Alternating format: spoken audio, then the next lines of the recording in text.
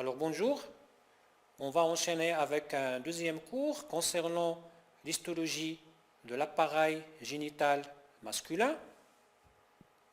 Donc, comme objectif de ce cours, c'est d'écrire d'abord la structure histologique de testicules, reconnaître les particularités de différents segments du voie spermatique intra- et extra-testiculaire, définir la morphologie du vésicule séminal et le reste des glandes annexes et comprendre l'organisation structurale de la prostate.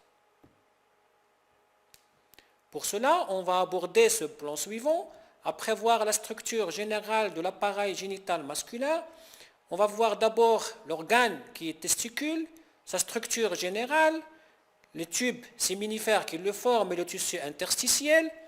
On va après voir les voies génitales excrétrices, les voies spermatiques intratesticulaires et extratesticulaires, les organes génitaux externes, le pénis, et les glandes annexes aux organes génitaux, qui sont les vésicules séminales, prostate et les glandes de Power ou les glandes tubulo-urotérales.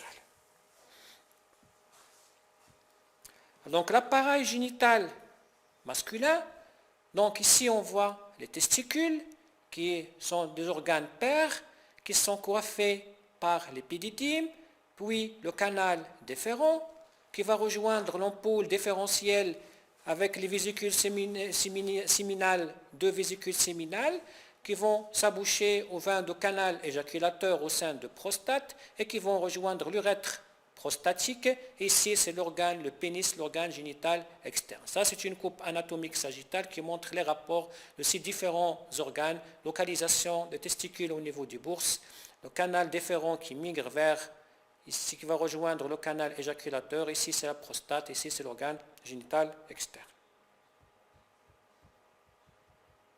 Donc, testicules.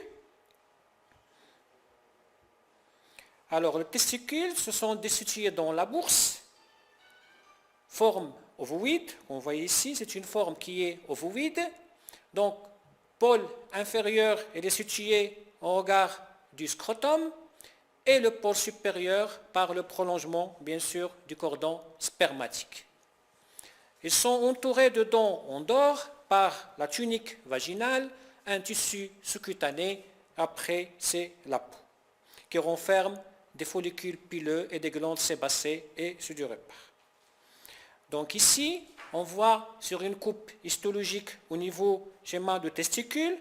Donc testicule, il est entouré par un tissu conjonctif qu'on appelle l'albuginé. Cet albuginé c'est la surface qui va s'hypertrophier à ce niveau pour former le corps de Higmore. Donc il est parcouru par des vaisseaux qui vont traverser, c'est l'artère spermatique qui achemine dans le cordon, et ce tissu conjonctif qui va envoyer des cloisons pour délimiter des lobules. Donc voilà, un lobule qui renferme 2 à 3 de tubes séminifères qui ont un trajet qui est sinueux et qui sont au bas du tube droit qui va rejoindre le corps de Higmore où il y aura le rététestis puis l'épididyme.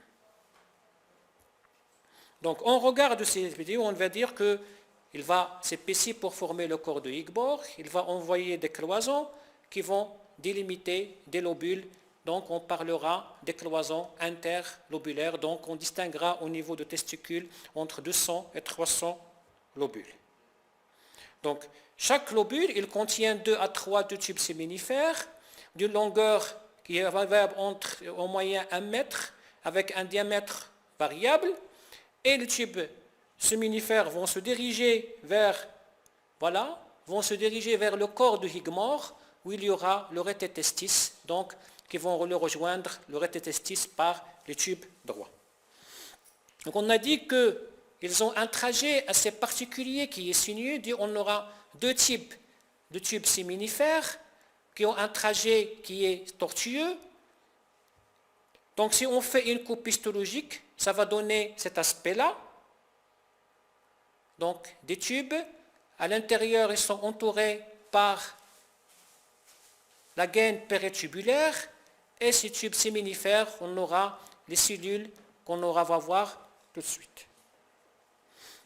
Entre ces tubes, on trouvera le tissu interstitiel qui renfermera des vaisseaux, bien sûr, comme un tissu conjonctif, avec des vaisseaux, avec des cellules, on ajoutera des cellules de Leydig qui forment ce tissu interstitiel. Donc ces tubes séminifères, c'est un tube, donc il a un épithélium assez particulier qui est formé, qui assure la fonction exocrine de testicules par la production des gamètes mâles qui sont les spermatozoïdes. Donc il est entouré par une gaine péritubulaire et on renferme deux types de cellules, des cellules germinales à différents stades de leur maturation et des cellules non germinales qui sont les cellules de Sertoli. Donc cette gaine péritubulaire, elle est formée d'une lame basale et plusieurs couches de cellules musculaires lisses et des faisceaux de collagène, donc c'est une lame homogène qui est épaisse. Donc les cellules de Sertoli qu'on vient de voir, c'est une des cellules qui sont non germinales. Donc ce sont des cellules qui vont participer à la maturation, à la protection de ces cellules germinales. Donc ce sont des cellules qui sont noyau qui est refoulé vers la basale, qui est polygonal, souvent encoché, et les limites cytoplasmiques qui sont peu visibles. Donc ce sont des cellules qui sont jointives avec les cellules Sertoli à côté et avec les cellules germinales à différents stades de leur maturation. Donc, bien qu'ils sont situés bien sûr dans les tubes séminifères, ce sont des cellules non germinales. Donc, mais il assure quoi? Le support, la protection, la nutrition des cellules germinales. Donc c'est parce que comme vous connaissez, l'épithélium n'est pas vascularisé, donc la nutrition des cellules germinales, il se fait par l'intermédiaire de ces cellules de Sertoli. Donc aussi ces cellules de Sertoli, ils vont avoir une synthèse protéique comme l'antigène, l'androgène pour la lumière des tubes, transport l'inhibine et l'activine et l'hormone anti-mullérienne pendant l'embryogenèse. Donc, assure aussi, il a un important cytosquelette, il a une rôle de protection immunitaire et il constitue la barrière hémato-testiculaire, donc qui vont empêcher bien sûr, vont développer des anticorps dirigés contre les gamètes matures. Donc, on va avoir tous les rôles ça. Donc, il a un rôle dans l'activation de la plasmiogénèse, rôle dans la spermiation et rôle dans la maturation finale des gamètes. Donc voilà, lorsqu'on a un problème d'infertilité, les cellules germinales sont disparues et on trouvera que les cellules non germinales ou les cellules de Sertoli qu'on appelle le syndrome. Donc ça, en spermogramme, on trouvera une azospermie, ça veut dire absence de spermatozoïdes dans le sperme. Et c'est le syndrome de Sertoli seul, donc c'est une infertilité primaire. Vous voyez ici, c'est la gaine péritubulaire. Donc ce tissu interstitiel qui est entre les tubes séminifères, c'est un tissu conjonctif renfermant des cellules de Leydig qui sont très importants, qui sont en contact avec les capillaires sanguins. On trouvera des faisceaux de collagène, des fibres élastiques et d'autres fibres de réticuline. Ces cellules de Leydig, il est très importante parce que c'est elle qui va assurer le rôle endocrinien de la testicule par la sécrétion de testostérone. Ils sont soit isolés, soit regroupés en amas. Voilà, ils sont là, soit isolés, soit regroupés. Et on le voit qu'ils sont en contact intime avec les capillaires sanguins. Et ces capillaires de type endocrinoïde, ça veut dire qu'ils ont un épithélium qui est fenestré. Donc après la testicule, on va voir les voies génitales excrétrices, qu'on va les diviser en voies génitales, en voies spermatiques intratesticulaires, qui va comprendre le tube droit et le rététestis. Donc, ce tube droit et ce rététestis, donc le tube droit, il fait suite à quoi? Il fait suite au tube séminifère. Donc, une seule assise de cellules cubiques. Donc, probablement, ce sont des cellules de Sertoli transformées. Donc, pas de spermatogénèse à ce niveau-là. Donc, il s'arrête au niveau du tube séminifère. Donc, les tubes droits, qu'est-ce qu'ils assurent? La jonction entre les tubes séminifères et le rététestis qui est à ce niveau-là. Alors le rététestis, c'est quoi? C'est un réseau de canalicule anastomosés, comme on le voit ici. Donc, il est au niveau du corps de Higmore. Donc, il est formé de cellules épithéliales aplaties qui reposent bien sûr sur une membrane basale. Après les voies excrétrices intratesticulaires, on achemine avec les voies excrétrices extratesticulaires. Donc, on commence par les cônes efférents. Donc, ce sont les cônes qui vont suivre au rotétestis. Ils sont au niveau de l'épididyme. Donc, ils ont un trajet qui est appelé ochécone efférent. Il est enroulé en spirale. Donc, et la cône, elle est à base externe et le sommet, elle est testiculaire. Elle est formée d'un épithélium prismatique comportant 3 types de cellules. On aura la cellule basale, une cellule ciliée et une cellule glandulaire. Donc la cellule ciliée, elle est là, la cellule glandulaire, elle est là, et la cellule basale, elle est là. Donc elle repose sur une membrane basale. Donc le liquide porté par le liquide qui est sécrété par les cellules de Sertoli. Les cellules spermatozoïdes sont poussées vers l'extérieur du testicule par 3 facteurs. Donc la pression intratesticulaire, les mouvements des cils, qui est le revêtement des cônes efférents, et la contraction, bien sûr, de la musculature lisse qui renferme ces cônes efférents. Donc, on aura après le passage vers l'épididyme. Donc, c'est quoi l'épididyme? On renferme un canal épididymaire, c'est un tube qui est très long, mais qui va avoir un trajet très tortueux. On distingue 3 parties, ou 3 segments, la tête, le corps et la queue. Donc, si on fait une coupe histologique à ce niveau épididymaire, on voit qu'il y a un épithélium qui est pseudostratifié, qui est cilié, pseudostratifié, comportant 2 types de cellules. Des cellules principales qu'on appelle les cellules astériociles, donc il y a un cils qui sont orientés, et des cellules basales, et bien sûr, elles reposent sur un tissu conjonctif qui est richement vascularisé, avec une couche musculaire, bien sûr, lisse qui va un petit peu aider la contraction pour la propulsion de la tête vers la queue.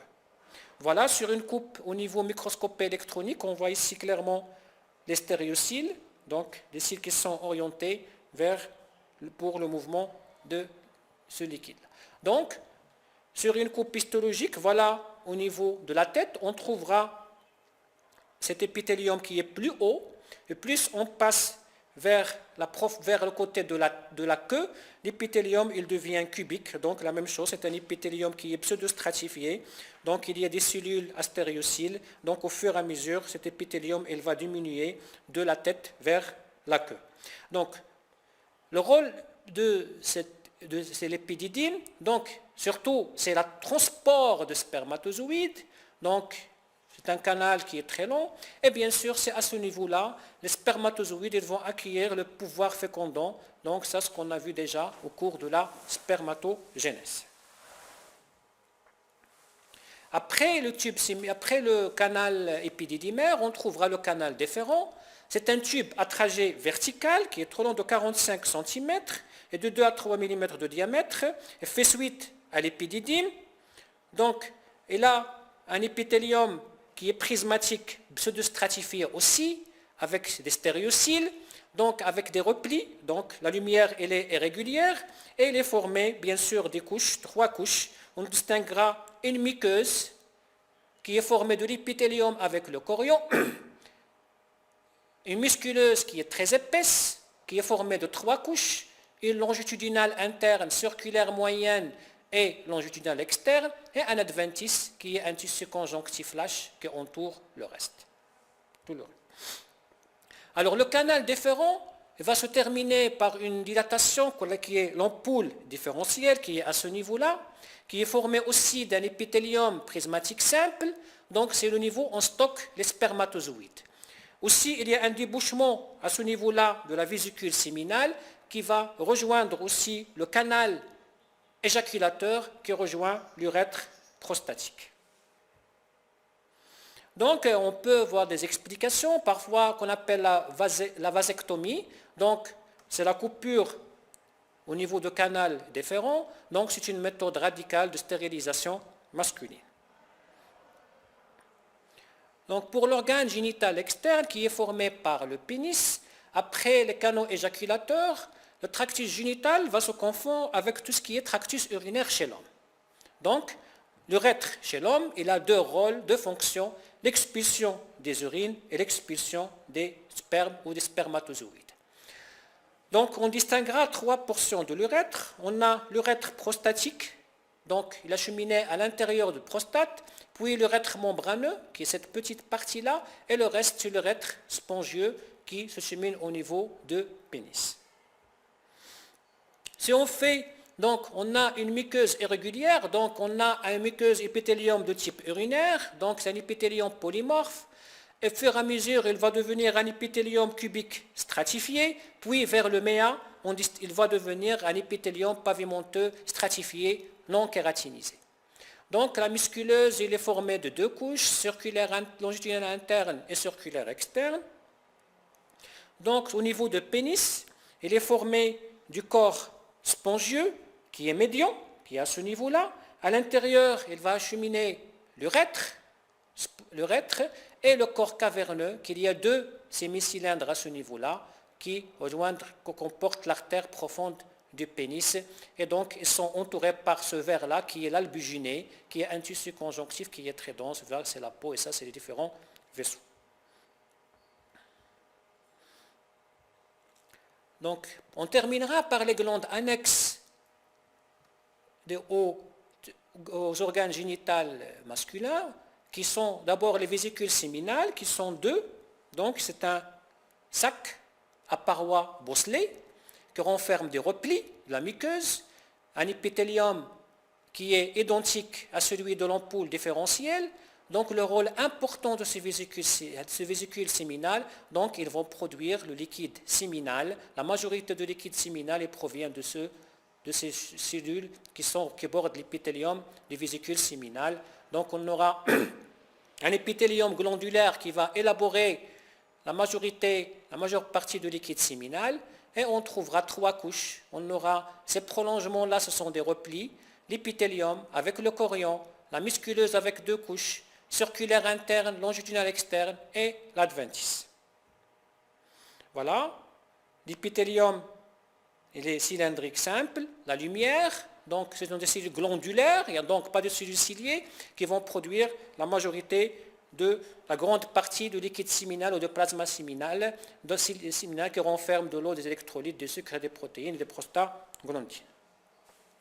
La glande prostate, qui est aussi une glande annexe aux organes génitaux masculins, c'est une glande exocrine qui est unique, qui pèse en moyenne vingtaine de grammes, entre 20 et 30 grammes, donc elle comporte deux parties, crâniale et caudale, et formée de 3 lobes chacune. Donc elle est là, la prostate, donc de ce côté-là, elle est au-dessous de la vessie et entoure bien sûr le segment de l'urètre prostatique qui l'entoure. Donc prostate, c'est un tissu qui est glandulaire et aussi conjonctif, qui est entouré par une capsule conjonctivo-élastique, riche en cellules musculaires lisses. Cette conjonctive, cette paroi, elle va envoyer des voies des travées et forme stroma conjonctivo-musculaire dispose entre les glandes. Donc, il y aura un rôle aussi bordé par un épithélium cubique ou cylindrique simple. Donc, elle élabore une partie du liquide séminal. Donc, il est aussi important, nécessaire à la fonction de la reproduction. Donc, les cellules épithéliales, elles sont des cellules sécrétrices, donc elles sécrètent. Et la lumière des glandes, on peut avoir une accumulation des sécrétions qu'on appelle les concrétions prostatiques ou des sympections de Robin. Et on terminera par les glandes bulbo-urétrales ou les glandes de Power. Ce sont des glandes tubulo-alvéolaires de petite taille, donc ce sont des sécrétions mucoïdes. Donc c'est très important aussi, sont au niveau de l'urètre membraneux. C'est des glandes-là qui vont lubrifier l'urètre avant l'éjaculation, donc pour protéger bien sûr les spermatozoïdes contre les urines qui sont acides. Et je vous remercie.